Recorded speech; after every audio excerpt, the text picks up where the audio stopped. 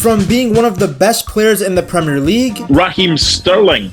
Only 7 players have scored 100 Premier League goals at a younger age. Janusz Mihalik, that's quite an achievement, isn't it? It is. It's an incredible achievement. To being considered one of the worst. Raheem Sterling, world class. Yeah. It's nonsense. He's not a world class footballer. We are talking about a player, Raheem Sterling, who have been very poor for the past 4 years. Sterling has done nothing in the last 2 years that suggests he makes Arsenal any better. From scoring goals for fun.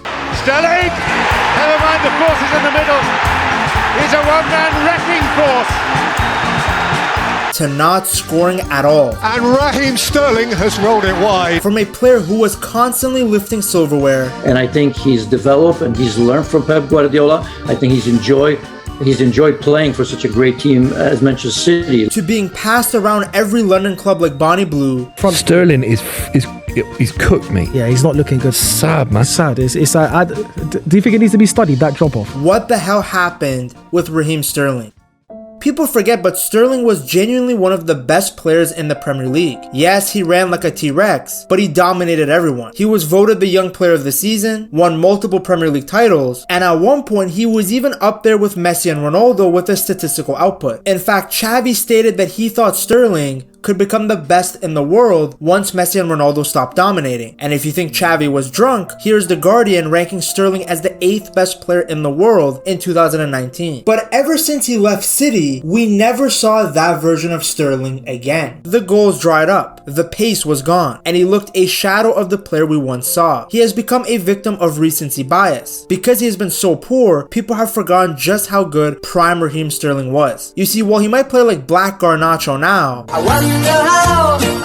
at one point, he was one of the most sought-after talents in England. Sterling joined Liverpool's academy from QPR as a 15-year-old, and by the age of 17, he was already making his senior debut for the Reds in 2012. It didn't take long for fans to see that they had a special talent on their hands. Sterling's pace and fearless dribbling made him a dangerous winger, even as a teenager. His breakout came in the 2013-2014 season under Brendan Rodgers, when Liverpool had a thrilling, but ultimately failed title challenge. Sterling was just 19 at the time, but was a key part of the attack alongside Suarez and Sturridge. He scored 9 league goals that year and got a lot of praise for his performances. In fact, he was so good that he won the European Golden Boy Award, which is given to the continent's best under-21 player. He joined an illustrious list of past Golden Boy winners, like Messi, Aguero, and Arsene Wenger even said that while Suarez got much of the spotlight that year, Sterling had been very, very influential in Liverpool's success. At that moment, he was seen as one of England's most exciting young players. Despite the rapid rise and individual accolades, Sterling's time at Liverpool wasn't the smoothest. Things started to go downhill for him in the 2014-2015 season. The team struggled without Luis Suarez, and off the pitch, Sterling found himself in the middle of a messy contract dispute. Liverpool offered him a huge new deal, around £100,000 a week, but he turned it down. In an interview with the BBC, which the club hadn't approved, Sterling said he wasn't a money grabber and just wanted to focus on football. A lot of fans, though, didn't buy that. After a while, you realise that it's nothing personal, it's just people doing their jobs, and you've got to be professional and you've got to behave correctly. Brendan Rodgers called the contract offer incredible and made it clear the club wouldn't cave in. To make things worse, Sterling's agent made headlines saying that Raheem wouldn't sign even if Liverpool offered him £900,000 a week. At the same time, Sterling's off-the-pitch image was taking a hit when tabloids published pictures of him inhaling laughing gas and smoking shisha. Brother was going crazy. Rodgers actually had to sit him down for a chat, and the fans were beginning to lose patience. The mood at Anfield turned sour. At one game, supporters even sang, "Raheem Sterling, your agent's a knob." By May of 2015, when he was named Liverpool's Young Player of the Season, he was actually booed, a clear sign that they felt betrayed by the entire situation. In the end, Sterling's Liverpool story ended on a sour note. By the summer of 2015, he was only 20 years old, but he already decided he wanted out, and he got his way. City came knocking with big money, and after Liverpool turned down multiple offers, they finally accepted a £49 million bid. That made Sterling the most expensive English player ever at the time. The way it all went down, it left a bad taste. A lot of Liverpool fans, and even club legends, felt like he was chasing money and being disloyal. But I believe it's quite obvious that his motivation is money. We've offered him 100 grand a week, which he should never have told anyone what he's earning. He turned it down. His motivation is money. Sell him for me. So you'd sell him? I would sell him and move forward. Sterling, though, kept saying that it was about ambition, that he wanted to win trophies. I remember saying to him, by the time I'm 22, if I haven't won anything at that time, if I'm not playing in the biggest competitions, I really need to assess my options. And to be fair, Liverpool hadn't lifted anything during his years there, even though they came close to it in 2014. So the kid who was once the bright spark of Anfield left as a villain. It was a messy breakup to what had been a really exciting start to his career. But Sterling wasn't done. He was heading to Manchester City with a point to prove and a chance to reach the very top. If Liverpool showed us Sterling's potential, Manchester City is where he really delivered. He arrived with a lot of talent, but also with the baggage of that messy Liverpool exit. Over the next 7 years though, he'd win almost everything there is to win, and for a stretch, became one of the best players in the Premier League. His first season was steady but nothing amazing. He scored on his home debut and even bagged his first career hat-trick that October, but overall he lacked consistency. City still picked up the League Cup and reached the Champions League semis, but Sterling's own form had dipped, and he even lost his starting spot towards the end. Critics started to wonder if City had overpaid. Things though changed in 2016 when Pep arrived. Pep made Sterling a regular again and boosted his confidence. By August, he was already winning the Player of the Month and started to add more goals and assists to his game. Pep really is a miracle worker. City were still in a transition year and didn't win a trophy, but the following season, the 2017-2018 season, everything clicked. City and Sterling went to a whole new level. He hit 18 league goals, his best return up to that point, and actually earned a reputation for scoring clutch last-minute winners. Under Guardiola, his runs off the ball and finishing got way sharper. The kid, who was slammed for wasting chances, had now become one of City's most reliable match winners. Thanks to Sterling, City ran away with the Premier League title, setting records with their 100 points and 106 goals scored. The following year was peak Sterling. He scored 17 goals, added 9 assists, and was a huge part of City's domestic trouble, winning the Premier League, FA Cup, and Carabao Cup, all in the same season. At 24, he'd gone from a promising youngster to a genuine superstar, and the awards rolled in. He was named the PFA Young Player of the Year and the Football Writers Footballer of the Year, beating out Virgil van Dijk in the writers' vote. He was also the first City player since 1969 to win the Writers' Award and earn a spot in the Team of the Year. Again, at this point, Sterling wasn't just good, he was one of the very best in England. But what made this period stand out even more was how much Sterling grew off the pitch. I'm talking about his character, by the way, not specific body parts. Get your mind out of the gutter. After being racially abused during a match at Chelsea in 2018, he spoke about the way the media unfairly portrayed black players. Is actually trying to make people hear what you're trying to say, and not just what I'm trying to say, but the other players that I've been facing this, not just in the past year, but throughout their careers. It's not something that I thought, yeah, this is going to cause a big debate. It was just something that, I thought I had to get off my chest. His honesty won him a lot of respect. At the weekend, what Raheem Sterling has done is a game changer. This is a moment for us. It's just what happens from here. In 2019, he picked up the Integrity and Impact Award at the BT Sports Industry Awards for his stance against racism. And in 2021, he was awarded an MBE for his work on racial inequality in sport. For someone who had been hammered by tabloids early in his career, it was a huge turnaround. Sterling had become a role model, with the Football Writers Chairman calling him a player of style and a man of substance. Of course, not everything was smooth sailing during Sterling's 7 years at City. There were some pretty rough moments too. The most painful came in August of 2020, during a Champions League quarterfinal against Lyon. With the score tight, Sterling missed an absolute sitter. An open goal from literally a few yards out. Yeah, that was disgusting.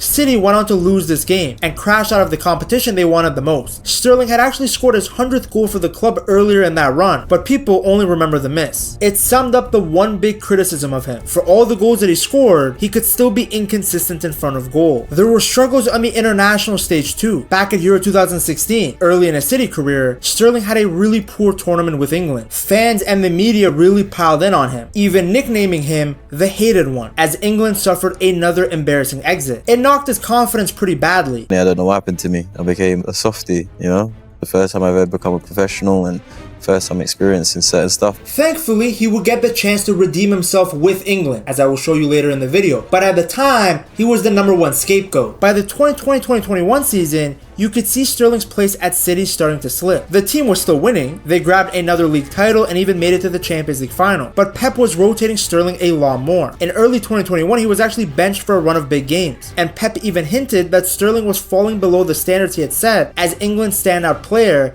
at Euro 2020. Pep was right. right, Sterling had been phenomenal for England at the Euros. He scored 3 goals, including crucial ones versus Croatia and Germany, and was arguably England's best player as they reached the final. I mean, how can anyone forget his theatrics against Denmark? Get this brother an acting job. But back at City, he was not the same force that we saw in 2019. Pep even left him out of the starting 11 for the Champions League quarterfinals and semifinals. Then in a classic surprise move, he started him in the final against Chelsea. A gamble that didn't work out as City lost 1-0 and Sterling couldn't really make an impact. It was another tough European night for Raheem. The 2021-2022 season turned out to be Sterling's last at City, and while he wasn't always the first choice anymore, he actually still delivered. 13 league goals, Premier League Player of the Month for December, and he joined the 100 club for Premier League goals. 100 Premier League goals for Raheem Sterling. City won yet another title, giving Sterling 12 major trophies in 7 years, including 4 league titles, an FA Cup, and 5 League Cups. He finished with 131 goals for the club, and Pep even praised him for scoring so many goals under his watch. I believe only Aguero had more, but Sterling didn't feel as important as he used to. With Foden, Mahrez, and Grealish all in the team, Sterling found it very difficult to get minutes, and at 27 years old, he didn't want to be a rotational option. He later admitted that he was fuming and raging at times when he sat on the bench. No, of course, at the time I was fuming, raging, all of that, as you would say. So it came as no surprise that in the summer of 2022, with only a year left on his contract, Sterling made the decision that it was time to leave City and look for a new challenge. So in July of 2022, he made the big switch to Chelsea. It was a pretty big signing. Chelsea paid around £47.5 million, making him the first major arrival of the Todd Boehly era. On paper, he was still in his prime, an England regular, and came in with the promise of being the main man in attack. From the outside, it looked like a smart move. City cashed in on a player that clearly wasn't a part of their plans anymore, and Chelsea got an experienced Premier League player to lead their front line. And as a result, there were high expectations. But things quickly went wrong. Just weeks after Sterling arrived, Tuchel, the manager who had pushed to sign him, was sacked. And that was only the start of the chaos. In only 16 months, Sterling had to work under 5 different coaches, from Tuchel to Graham Potter to Lampard and then Mauricio Pochettino. For a player who thrives when he knows his role, this constant change was a nightmare. As one writer joked, life moves pretty fast at Stamford Bridge, and Sterling got caught right in the middle of it. His first season at Chelsea was more up and down than your local hooker. He actually started pretty well, scoring twice against Leicester in August, and then scored another brace a few days later. By September, he even got his first Champions League goal for the club under Graham Potter, but things quickly went south. Chelsea's attack looked broken, and Sterling's form dipped with it. Potter kept moving him around, even trying him as a wing back in some odd setups, a position that really didn't suit him at all. Then in January of 2023, Sterling pulled his hamstring against Man City, which ruled him out for weeks. By the time he was back, Chelsea were in a complete disarray. Potter was sacked in April, Lampard came in, and nothing really improved. There were a couple of bright spots, like his 2 goals in a 2-2 draw with Nottingham in May, but these instances were rare. Chelsea finished a shocking 12th place, and Sterling ended the season with just 6 league goals, his lowest tally in years. Off the pitch, things were tough too. While he was away at the World Cup in December of 2022, his family home was burglarized. Sterling actually flew back from Qatar to check on his family, missing an England knockout game before returning for the quarterfinal. Understandably, the incident hit him hard, adding more stress to what was already a rough season. The next season started with Mauricio Pochettino taking charge, and there was some hope that Sterling could finally settle. He actually looked quite sharp at the start, putting in a classic Sterling performance when he scored 2 goals against Lyon. For a moment, it felt like he might be back. But as the season went on, the same issues came back. Chelsea's attack stayed inconsistent, and Sterling's form dipped in and out. Some games he looked really lively, but too often he went missing. Every time he played well, headlines framed it as a redemption, showing just how far his stock had fallen. He was so deep in the trenches that 2 good performances in a row were seen as a miracle. Fans started to get frustrated, and it boiled over when Sterling took a penalty from Cole Palmer in the FA Cup and missed it. He ended up getting booed by parts of the home crowd. Lobby number 10, Misha Mudryk. The incident blew up on social media, feeding the narrative that Sterling was indeed selfish. And to be honest, any Chelsea fan will tell you he was. I don't know whether it was because he wanted to be that guy again or he didn't trust any of his new teammates, but the amount of chances he missed or messed up because of his poor decision making was so frustrating to watch. There we go. Right, hang back. Sterling, pass it back. Sterling, pass it back. He's there. He's onside. Pass it to him. He's onside. Sterling, he's onside. Pass it to him. Don't dive.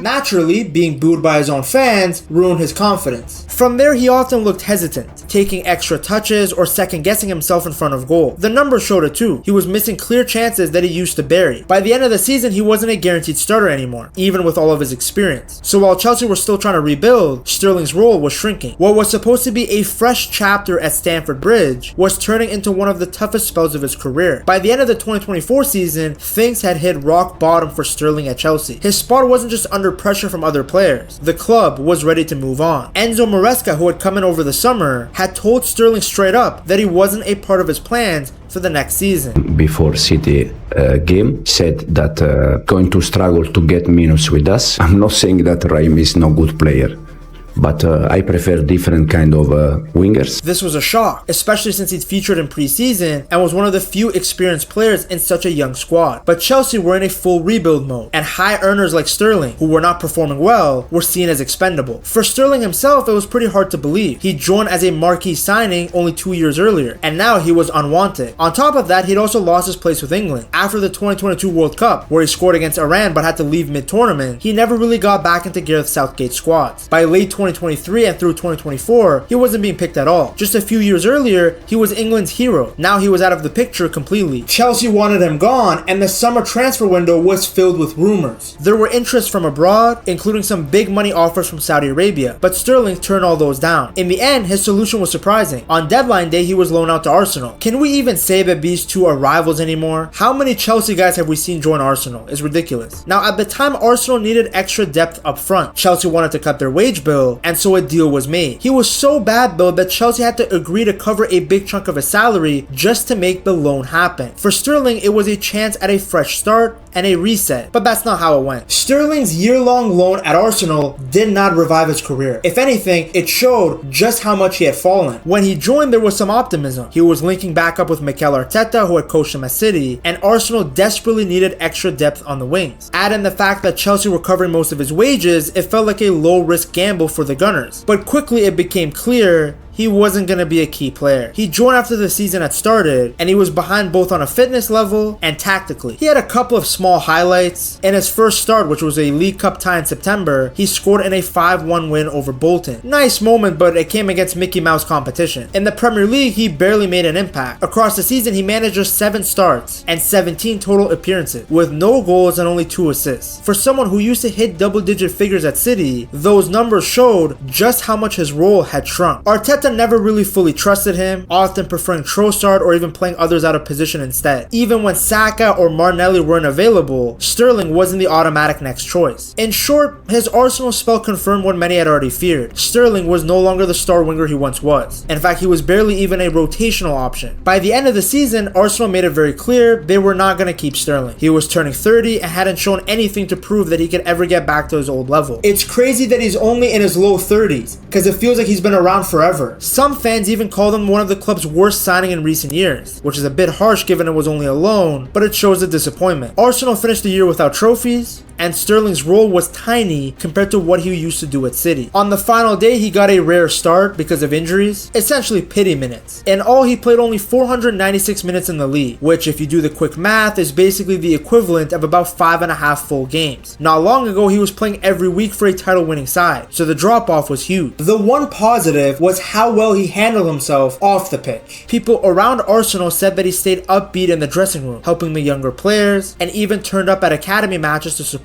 them. That matched what was said about him at Chelsea too, that even when things were tough, he was a good influence behind the scenes. His leadership qualities definitely grew over the years, even if his performances didn't. When the loan ended in June of 2025, he returned to Chelsea, with his future looking non-existent. He still had 2 years left on his deal, but the club clearly didn't see him as a part of their plans. He wasn't even included in the Club World Cup squad, and had to train with the rest of the Chelsea rejects. It was a shocking fall. Maybe we should have seen this fall coming. I mean, it's not the first time that a teenage phenom looks as done as a steak as soon as he reaches his 30s. Sterling had been playing at the top level since the age of 17, and as a result, he declined physically. He lost the explosive acceleration that made him so special. Injuries like the hamstring issue and the natural wear and tear of a career have taken their toll. We saw a similar thing happen to Michael Owen. You could also argue that Sterling's confidence was completely ruined by his time at Chelsea. In that chaotic environment, he was never going to shine. A player like him thrives on feeling important and being in a stable system. He had neither during his early days at Chelsea. Being shifted around by multiple managers, hearing your own fans boo you, that's tough to bounce back from. Now you might say, well, he went to Arsenal, who have a very stable system, and you'd be right. But I'm just saying, if he had gone somewhere else after City, maybe his confidence would have been higher and his path could have changed. But I do think his decline had been coming for a while, and it was evident in those last few years at City. In many ways though, you can argue that these last few years don't really mean much because Sterling already fulfilled his potential. He went from a teenage prodigy at Liverpool to a title-winning, award-collecting superstar at Man City. He will go down as one of the best players to have ever graced the Premier League. He has a resume that most players can only dream of. His story though is a reminder that football moves fast. 1 minute you're on top of the world, a few years later you're struggling to get a game. But when he was at his best, Sterling was a beast. To see the decline of another English winger, you have to watch this video on Jack Grealish.